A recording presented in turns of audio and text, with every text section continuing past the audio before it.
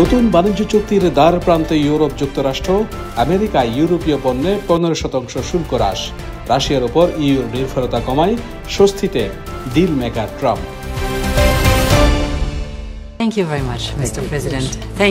বিশ্ব অর্থনীতির গুরুত্বপূর্ণ দুই শক্তি ইউরোপীয় ইউনিয়ন ও যুক্তরাষ্ট্র অবশেষে এক নতুন বাণিজ্য চুক্তির দ্বার প্রান্তে। বহু মাস আলোচনার পর এখন উভয় পক্ষ উভয়ের জন্য লাভজনক একটি সমঝোতায় পৌঁছাচ্ছে, আর তা হল আমেরিকায় ইউরোপীয় পণ্যে 15% পর্যন্ত শুল্ক হ্রাস। স্কটল্যান্ডে প্রেসিডেন্ট ডোনাল্ড ট্রাম্প ও ইউরোপিয়ান কমিশনের প্রেসিডেন্ট উর্সুলা ভন দের লেয়েনের মধ্যকার আলোচনায় সব ইউরোপীয় পণ্যে 15% শুল্কের বিষয়ে দুই পক্ষ একমত হয়। এর আগে ট্রাম্প 30% আমদানি করার আরোপের হুমকি দিয়েছিলেন।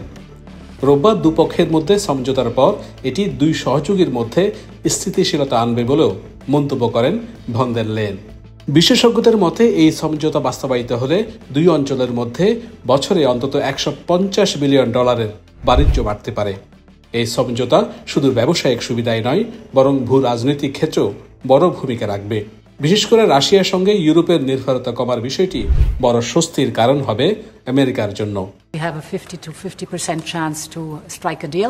নতুন সমঝোতা নিয়ে ট্রাম্প বলেছেন, ইউরোপীয় ইউনিয়ন আমেরিকার সামরিক উপকরণ ক্রয় সহ যুক্তরাষ্ট্রে $600 বিলিয়ন বিনিয়োগ বাড়াবে। এছাড়া যুক্তরাষ্ট্রের জ্বালানি খাতেও তারা $750 বিলিয়ন ব্যয় করবে। ওদিকে আগামী 3 বছরে আমেরিকার এলএনজি, তেল ও পরমাণু জ্বালানিতে বিনিয়োগের ফলে রাশিয়ার জ্বালানি শক্তির উপর ইউরোপের নির্ভরতা কমবে।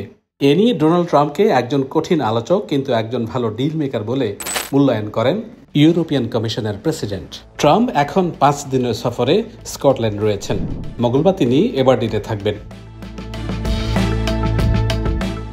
সেখানে তার পরিবারের আরেকটি গলফ কোর্স আছে, যেটি আগামী মাসে উদ্বোধন হওয়ার কথা রয়েছে।